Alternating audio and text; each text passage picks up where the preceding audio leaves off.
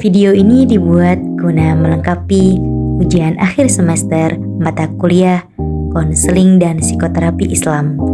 Semua cerita yang ada hanyalah fiktif belaka.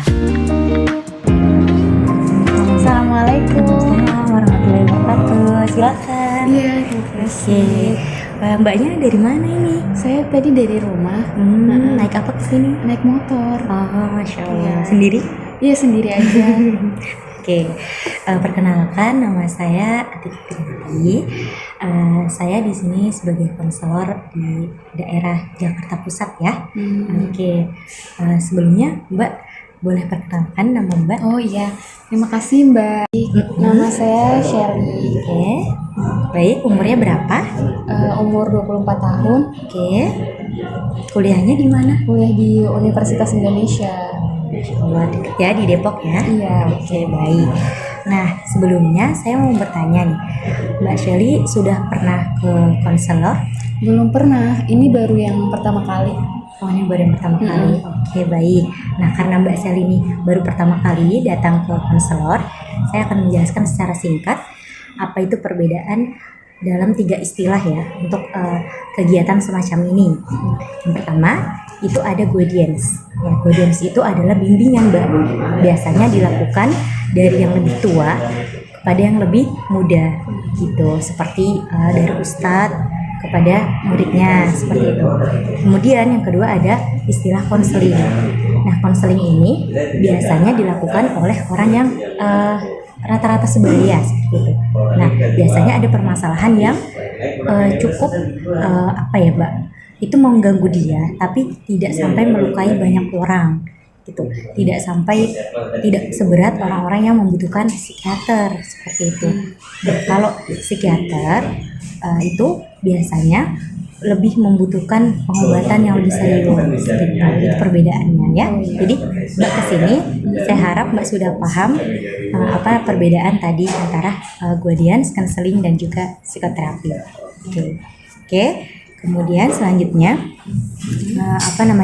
saya ingin memberitahu ya sebelumnya bahwasanya apa yang nanti Mbak akan ceritakan di sini itu akan menjadi rahasia kita berdua. Jadi insya Allah tidak akan saya sebarluaskan ya, insya Allah akan terjamin. Nah, oke, untuk kelanjutannya Mbak boleh silakan ceritakan apapun yang Mbak rasakan saat ini ya. Oke, boleh silakan Mbak Shelly. Baik, terima kasih Mbak Ati. Ya Mbak Atik, terima kasih. Jadi sebenarnya di sini tuh saya ingin menjelaskan bahwa sebenarnya saya tuh ada beberapa masalah dalam diri saya gitu. Saya ini bisa dibilang saya seorang aktivis di kampus gitu ya. Saya sering ngadain acara kemahasiswaan gitu. Dan saya aktif sebagai pemimpin organisasi itu gitu. Jadi kadang ada beberapa problematika dalam diri saya gitu.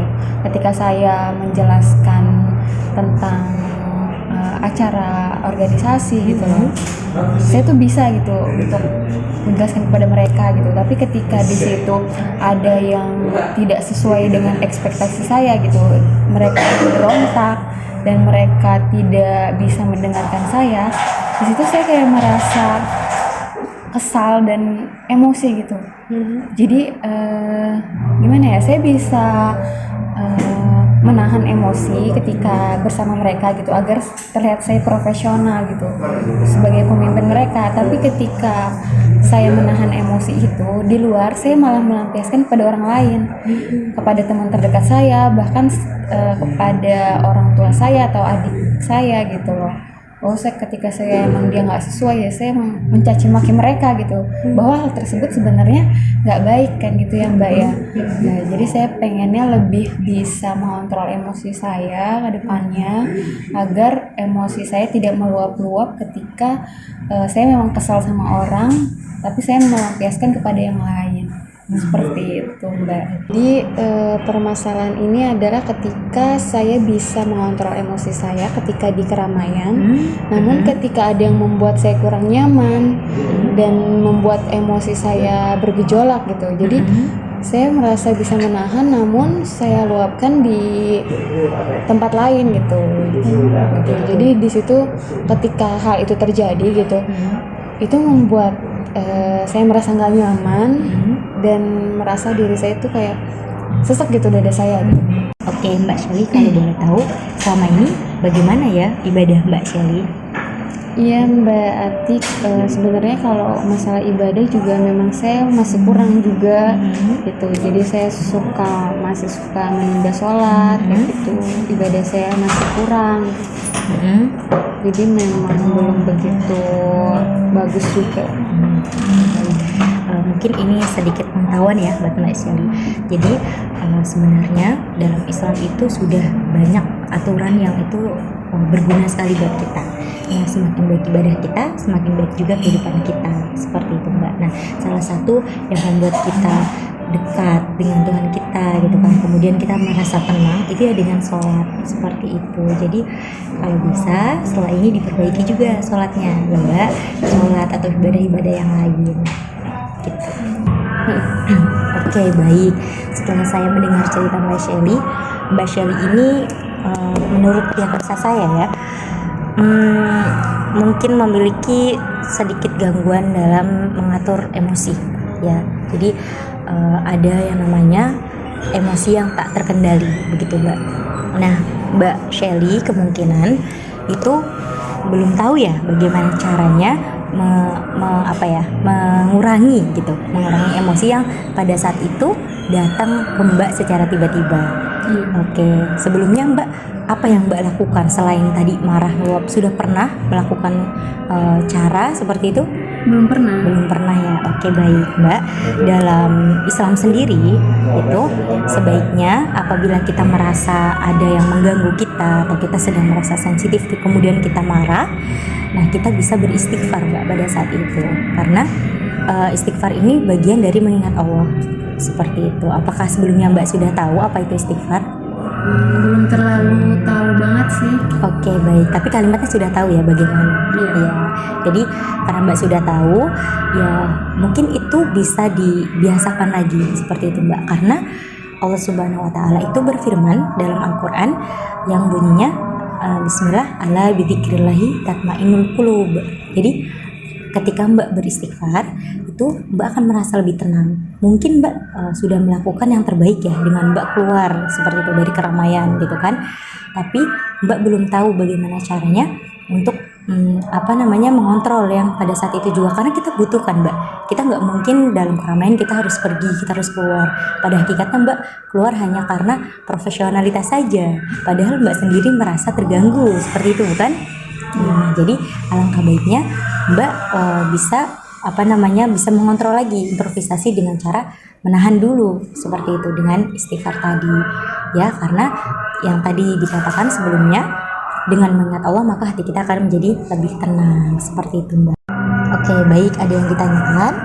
Iya, jadi teknisnya sendiri seperti apa ya untuk beristighfar itu sendiri? Oke, baik, karena istighfar ini baik untuk kita ya. Nah, itu tidak hanya pada saat terjadi amarah ya, atau misalnya ketika kita sedang sebel sama orang, astagfirullahaladzim, biasanya seperti itu kan. Nah, sebenarnya itu juga sudah bagus, tapi alangkah baiknya kita rutinkan seperti itu Mbak, dari sebelum amarah itu muncul, ketika amarah itu muncul, bahkan sesudah. Nah, dengan kita sering merutinkan, maka hati kita tuh semakin lebih kuat seperti itu. Nah, ini dari cara pandang Islam. Kemudian ada yang namanya teknik secara kontemporernya Mbak. Nah, itu Mbak bisa melakukan teknis client center. Nah, namanya itu client center, di mana Mbak ini berusaha untuk mengendalikan diri Mbak seperti itu. Jadi Mbak fokus ya, ketika sedang marah itu Mbak tarik nafas, tenang, dan beristighfar seperti itu. Jadi ada dua teknik yang kita ambil ya, dari segi Islam dan dari segi kontemporer seperti itu. Kira-kira Mbak sanggup tidak untuk menjalankan itu? Semoga sanggup. Oke, baik. Setelah mendengar penjelasan dari saya, sekarang bagaimana perasaan Mbak? Saya baru tahu gitu ya tentang istighfar ini gitu. Dengan adanya nasihat dari Mbak Atik, membuat saya jadi lebih lega, dan saya baru tahu gitu bahwa memang sebaiknya istighfar itu dilakukan secara rutin dan juga harus tarik nafas gitu ya. Itu sih, saya terima kasih banyak sama Mbak Atik sudah didengarkan cerita saya gitu. Setelah ini semoga kedepannya saya bisa jadi lebih pribadi yang lebih baik lagi. Ya, insya Allah Mbak, insya Allah sama-sama menjadi lebih baik ya. Iya. Oke, baik. Sebelumnya Mbak tahu saya dari mana Oh ya? iya, sebelumnya saya tahu dari Instagram, saya cari-cari tentang konseling, terus ketemu nih Instagram Mbak gitu. Sudah follow belum? Sudah, terima kasih banyak loh Mbak. Oke, sama-sama Mbak. Terima kasih juga sudah mempercayai saya sebagai konselor Mbak.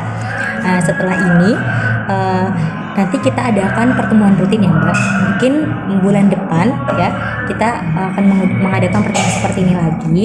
Mbak boleh ceritakan apa perbedaan atau hasil progres dari merutinkan istighfar tadi dan mengendalikan emosi saat Mbak merasa terganggu seperti itu. Nah, apabila di pertengahan menunggu 1 bulan itu terlalu lama, Mbak boleh menghubungi saya gitu ya.